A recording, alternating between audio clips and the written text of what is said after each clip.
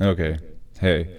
Um, yeah, so basically this video is going to review this ST51 microphone, which is just this microphone. If you take off the pop filter shield and you don't have a stand and you don't have the shock mount, the only thing you're left with is this microphone right here.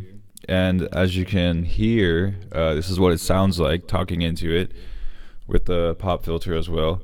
So, I think it's a pretty clear sound. I got it for $70 at Guitar Center, so it's a fairly good price. It's a really good price, actually.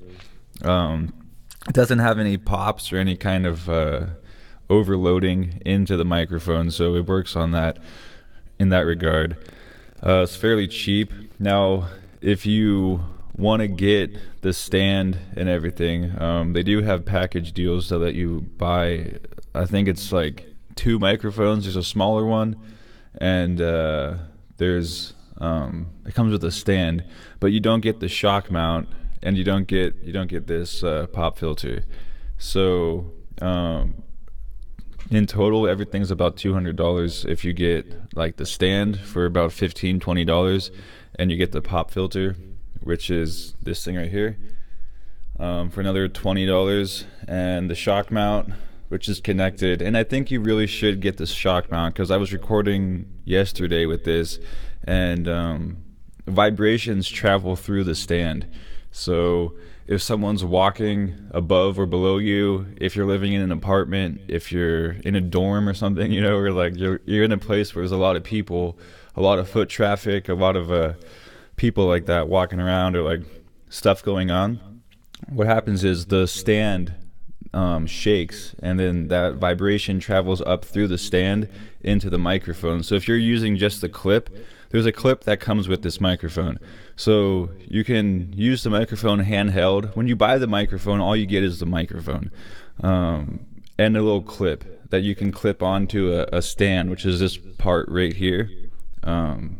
But yeah, if you just have that clip, the vibrations are going to travel up through the stand, and it's going to go into the microphone, and like you can really hear like the foot, people stomping or like stepping, vibrations, stuff like that.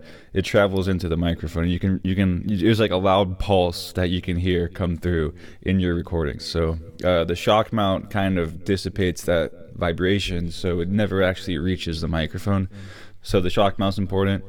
That's about like, I think $30 or $40 for a shock mount.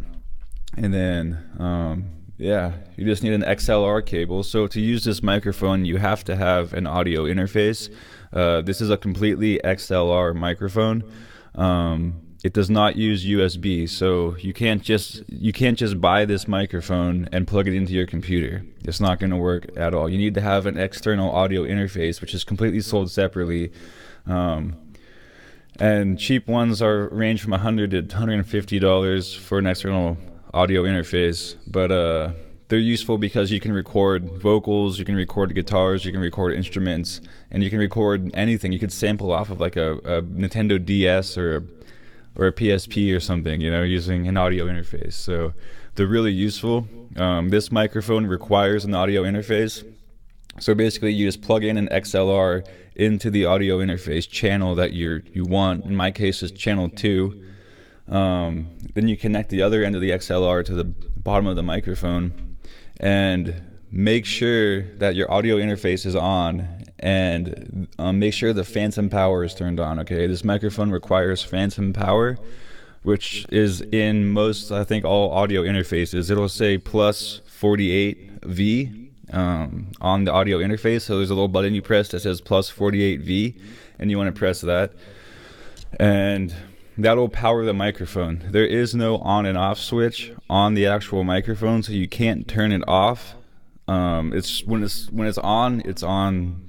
It's just on, so it hears everything. So be careful with that. If you're doing radio or live like mixes or something like that, make sure you turn the volume down on the microphone. Make sure you have a way to turn the volume down on the microphone using a mixer or something, so that it doesn't pick up all the extra sound when you're not talking, because it's always on.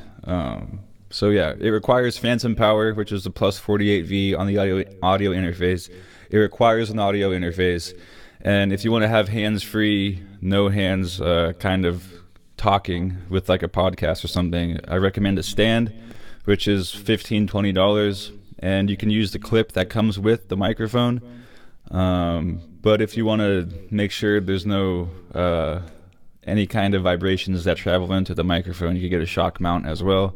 And then the pop filter, which just blocks against excess wind blowing into the microphone from your like excess breath and stuff like that. So it protects from overloading the microphone. Overall, I think it's a really good microphone. I think it's definitely worth the money. It's a good entry-level beginner microphone. I think it definitely is worth the money. It has a good sound.